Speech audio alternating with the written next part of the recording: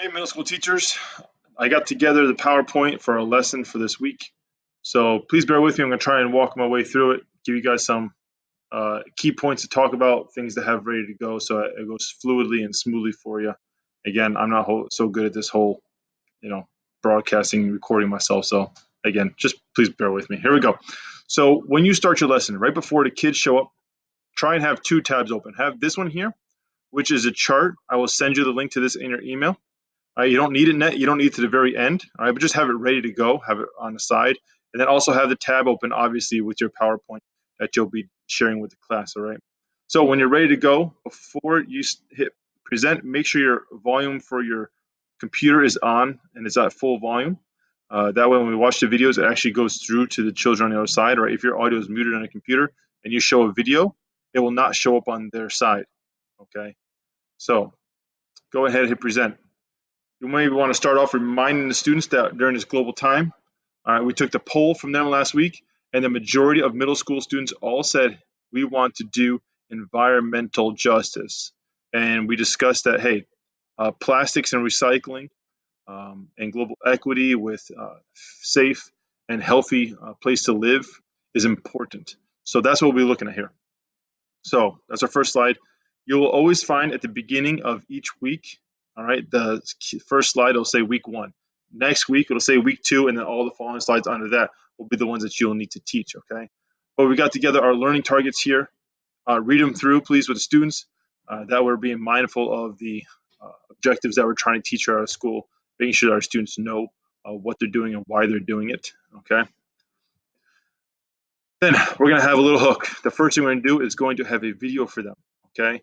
When you click the video, you will notice, okay, that it stays small, all right? Please, all right, enlarge it. So go to the bottom right corner, click enlarge. Also make sure you crank up the volume, okay? If the volume's down low, it will be low for the students too, right? Now, when the movie's over, your PowerPoint's not right here again. So go ahead and hit escape. Hit escape, it'll bring it back to here. When the movie's over, and you can just exit out of it, okay? And it'll bring you back to the PowerPoint. You may need to hit present again to go back to that slide. After you watch the movie, all right, it's going to talk to you about the horrific amount of plastic that there is in the world, and that should cause the students to have some form of emotional response. So we want to use our EI, emotional intelligence mood meter here. So take a minute at this time to have an open discussion with your students. Have maybe each of them report back, hey, how did that make you feel? What emotional response do you have to that movie? Use terms from our mood meter here, okay? Maybe remind them how it all works, okay? Then let each student respond how they want. Have a little discussion about it, all right? Does that movie, does that clip drive them to want to do something? Does it make them sad? Does it make them angry? Okay? Does it compel them to want to pursue change? Okay? Then we have a series of photos here for you. Okay? We do not expect you to sit here and talk about each one. All right, they're just a series of photos that we got from National Geographic of sea creatures stuck in plastic. Okay, so just spend a few seconds on each one. Again, you don't need to talk about it. Just let the students look at them, not really enjoy them, but just to soak in these images. Okay, again, you don't need to dwell too long on them.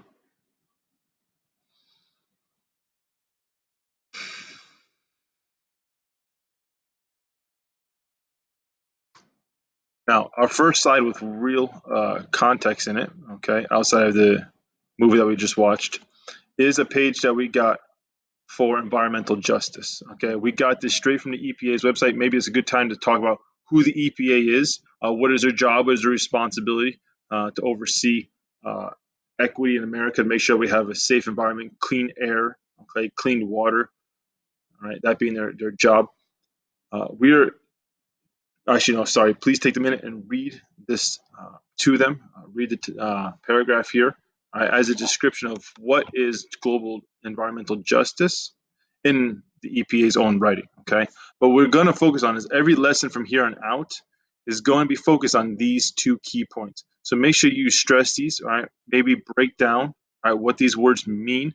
Maybe take a second to take some of these big words and break them down, especially for our English language learners, okay?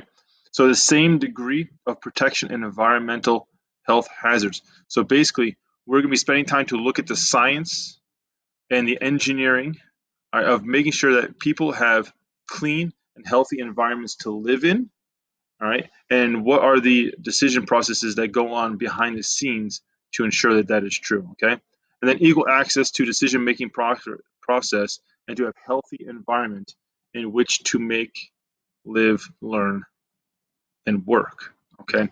So we're also going to make sure that we're going to talk about the importance of people having rights around the world to clean water, clean air, and so forth. Okay. So these would be the 2 points that we're going to make sure we try and hit on for every lesson.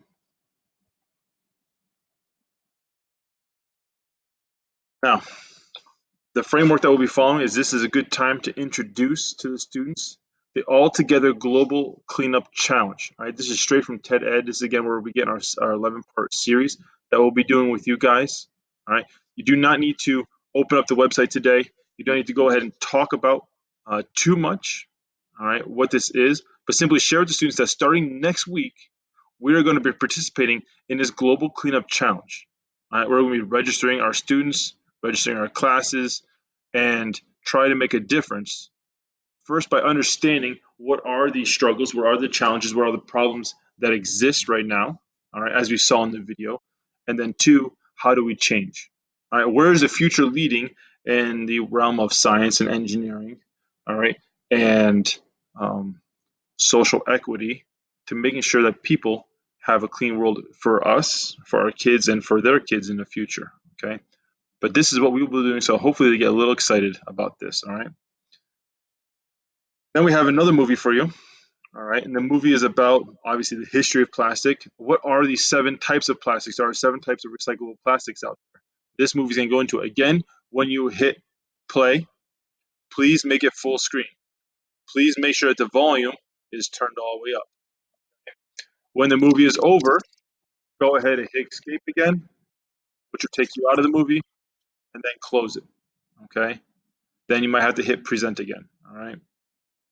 Going back to your movie. After the movie's over, again, maybe you want to have a short discussion of it, but if it brings you to this slide here, we have laid out for you, again, a review of the movie and the 7 types of plastics. You do not need to be a scientist to be able to break these all down for the kids. That's okay. But maybe you could spend a quick second and say, hey, does anybody know of any of these plastics or seen them? Hey, have you seen PVC before? All right. Have you seen high density polyethylene? Sorry, this is a science teacher coming out right now. And be like, oh yeah, actually, that's my milk cartons, that's my shampoo bottles. All right. Maybe you've seen low density polyethylene. All right. Those are actually the bags that you put the vegetables in a freezer and stuff like that. So maybe they've seen these. Spend a second and see if any of these kids recognize the, oh yeah, I've seen polystyrene before. I just got a package from Amazon the other day and it was packed in styrofoam. All right. They do have fancy names, but we have common names for them too. Okay. So spend a minute, see if kids recognize any of these. They might not know all of them, but that's okay.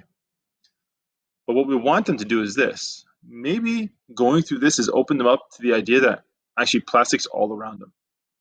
It's actually everywhere in your house. So we have a challenge for you. And the challenge is the last slide. The last slide being, all right, take the next 10 minutes. We might modify that to 5 minutes, but we'll see what it is. Right now we got 10 minutes to run around your house, count and record how many plastic-based products you see. Okay, so obviously if you see a bowl full of styrofoam, don't count each piece of styrofoam. Okay, maybe you've got a package with 100 little things of styrofoam in it, don't count every single one. All right, but go through your house, how many bottles, how many shampoos, how many soaps, how many cleaning detergents, all right, how many maybe plastic plates for the little kids in the house, how many different products can they find? Have them take a piece of paper or a phone and just jot them down, run around for 10 minutes, going crazy throughout the entire house, through the garage, through anywhere they want on their property, and find how many plastic items they have. Okay. Again, this is going to be the honesty policy. But at this time, this is where you're going to open up, okay, your graph here. Okay. Because on the next slide, here it is. On this slide here, I have a live chart that is going to update for every teacher who enters in their homeroom. So I have your homerooms listed down here below. All right, this is not really a competition, okay? But it will be interesting to see whose homeroom has the most plastics, okay? Now, let's try and be a little bit honest about it, not cheat, obviously, to win. So just work with the kids on that because the kids are obviously going to get a little competitive, maybe. All right, but there'll be a live update here. If you see up here, it says update. That means some teacher, since you've opened this, has made a change to it. If you simply click update, you'll see that, oh, Miss Moore just added something to the list, okay? It'll be your turn. So you come over here when it's your class's turn and they've entered all their scores in, have them respond to you. Just take a calculator, type in how many responses. Maybe they can go to the chat bar and say, hey, I found 10, I found 15. And then you add them all up, throw them into here, and just type in. So Miss Streets say she found, whoa, 33 pieces of plastic for a total class. You'll probably have hundreds because each kid brings in, I don't know, 15, 20, 30. All right, times 30 kids, you can have like 900. So it's going to get big real quick. So once you hit enter here, it changes the graph here, obviously. But if you go back to your Google page, you'll notice that, wait, it says update. Click that again, and bam. It might be interesting if you just have this open, because this is the end of the presentation now. All right, this is the end of your lesson. Leave this open for the kids to see, a constant reminder of which class has the most plastic in their house. Okay, it's just maybe for fun. Hopefully it works out.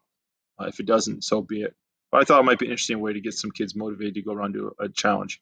Again, our goal is every week to have the kids do something hands-on to give them a challenge. Now, we realize that you have 105 minutes or so with the children. You do not need to spend 105 minutes going through this PowerPoint. All right. Whenever you finish, you finish. All right. I know, obviously don't rush through it, but take your time. Do a good job at it. We trust you guys. I know you'll do fine. If you have any further questions, feel free to reach out to us. All right, we're here for you. But yeah, good luck, and I hope it goes well. I'll keep you posted. I'll try and do one of these every week. Take care.